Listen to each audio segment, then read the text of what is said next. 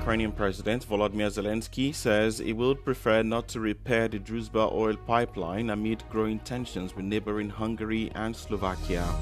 The UK is to buff up its military presence in the Middle East, as PM Keir Starmer warns Iran is targeting global energy infrastructure.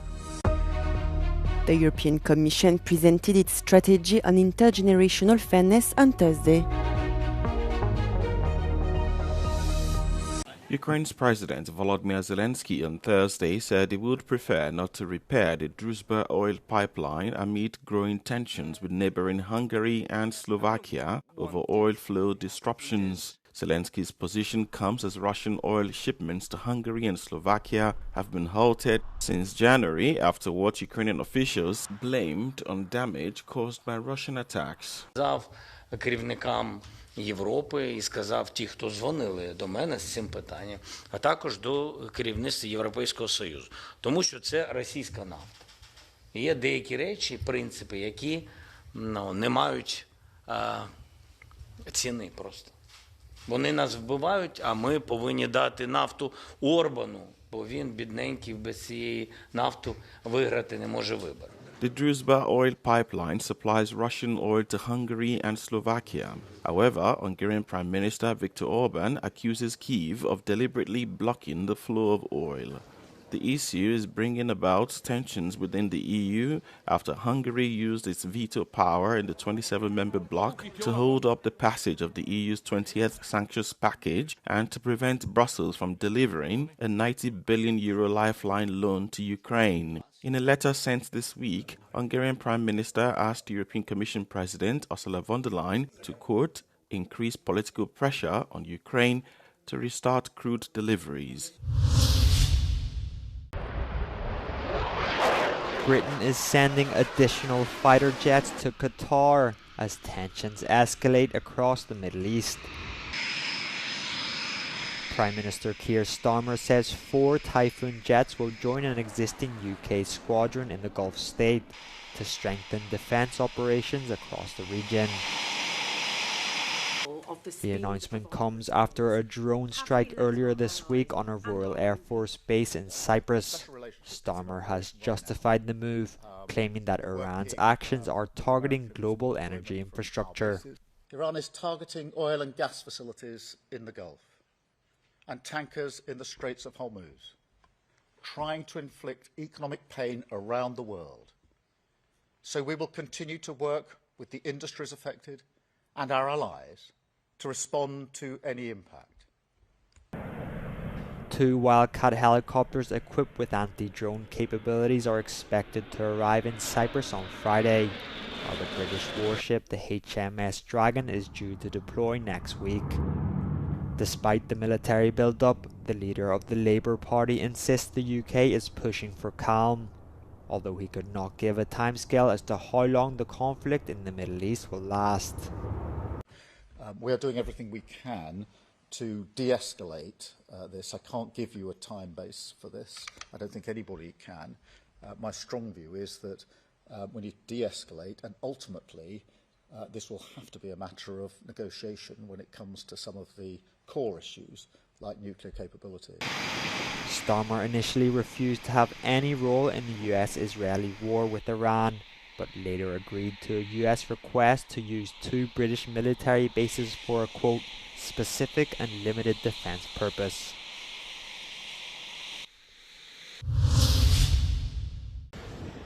Following Greece's move to send 2 frigates and 4 F-16 fighter jets, and France's immediate redeploying of the nuclear-powered Charles de Gaulle aircraft carrier from the Baltic to Cyprus, other European countries are also taking action. Spain announced that by next week its Cristobal Colón frigate will arrive in the region. The vessel had been operating in the same area as the French carrier, conducting escort and training missions. According to the Spanish Defense Ministry, the frigate is expected to reach waters off the Greek island of Crete on Tuesday. Italy, after obtaining final approval from Parliament, announced that they will also send reinforcements to Cyprus. Rome noted that it will join the ranks of France, Spain, and the Netherlands and dispatch naval assets in the coming days to defend the Mediterranean island, an EU member state. Defense Minister Guido Crosetto stressed that a direct attack against Cyprus or NATO countries would force allies to intervene, invoking Article 5 of the NATO Charter and Article 7 of the EU. The Dutch frigate HNLMS Evertsen is also headed to Cyprus and is currently sailing alongside the French carrier. On the British side, London has deployed its HMS Dragon warship. UK Defence Secretary John Healey arrived on the island on Wednesday and met with his Cypriot counterpart, Vasilis Palmas, where they held talks on bolstering defenses against possible future attacks. On Thursday, an alarm once again sounded at the British base in Akrotiri, which was attacked earlier in the week. According to government spokesperson Konstantinos Letimbiotis, the alert was triggered by UK forces as a precautionary measure after receiving intel of an incoming projectile. Στο πλαίσιο των προληπτικών μέτρων που λαμβάνονται, ήταν η απόφαση της διοίκησης των Βρετανικών βάσεων να ενεργοποιήσει τα σχετικά πρωτόκολλα. Εμείς είχαμε παρακολουθήσει πολύ στενά και παρακολουθούμε στενά κάθε εξέλιξη. Όπως έχω πει και προηγουμένως, διαφάνηκε ότι δεν υπήρχε οποιαδήποτε ένδειξη ότι έχει κατεύθυνση προς την Κύπρο. Εκ τούτου έχουν ενημερωθεί ήδη και οι κάτοικοι των Βρετανικών βάσεων ότι ο συναγερμός έχει λήξει. Cypriot authorities are also working to improve emergency SMS warning systems after reports that not all residents were receiving important alerts.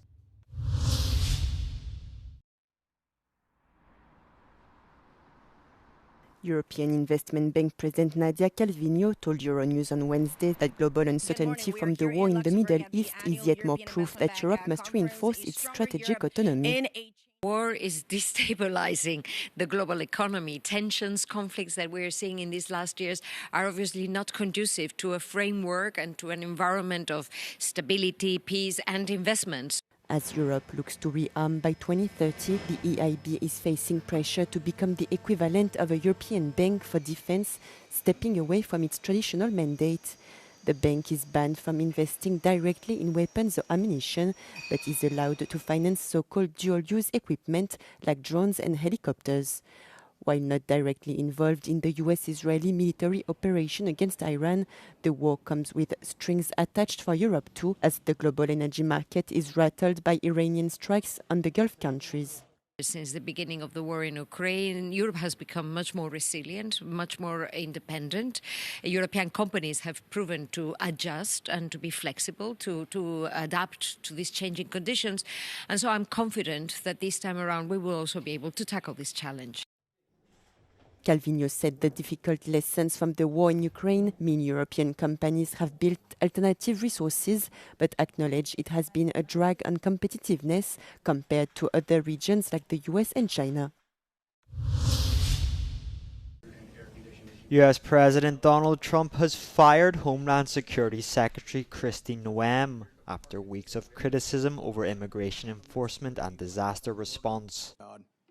Noem faced tough questioning from lawmakers earlier this week and has faced a wave of scrutiny since the shooting deaths of 2 protesters in Minneapolis at the hands of immigration officers.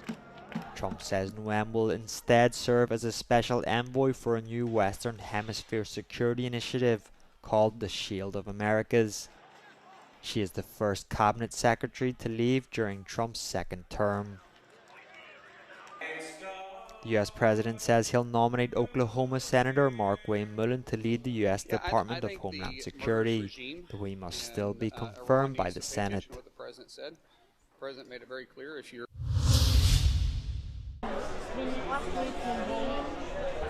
The European Commission presented its strategy on intergenerational fairness on Thursday to make sure policies adopted today will improve tomorrow's opportunities. The non-binding document aims to amplify young people's voices and to reduce territorial disparities. We must not leave any generation behind, European Commissioner Glenn Mikalev said. The intergenerational fairness strategy proposes an intergenerational fairness contract.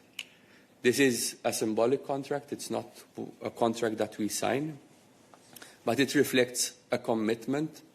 It reflects a promise that we make politically. The strategy sets up 15 actions, such as creating an index to identify opportunities and gaps between generations, An AI tool will also be launched to better evaluate the long-term consequences of policies in various fields, such as the environment, employment, health and pensions. Oh my God, I love it. Wow, the details are special. Even the lashes, strong lashes. Yeah, a real life Barbie doll. Socks, that's how I play my socks over the knee. The details are all good. I'm happy with that. It's me. Really happy seeing my very own Barbie doll. It put a smile on my face. The details were incredible, and as a young girl, you dreamed of having these moments, but they never seemed to be the case, that they could become true. And the ball as well. I wonder how good she is at taking penalties. I think she'll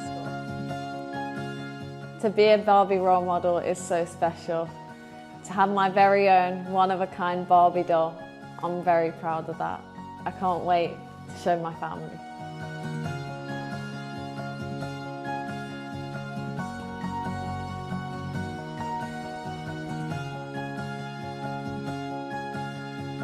I think this is an opportunity for young girls to see what they want to be when they're older, when they grow up, and Barbie being a huge part of that and champion women.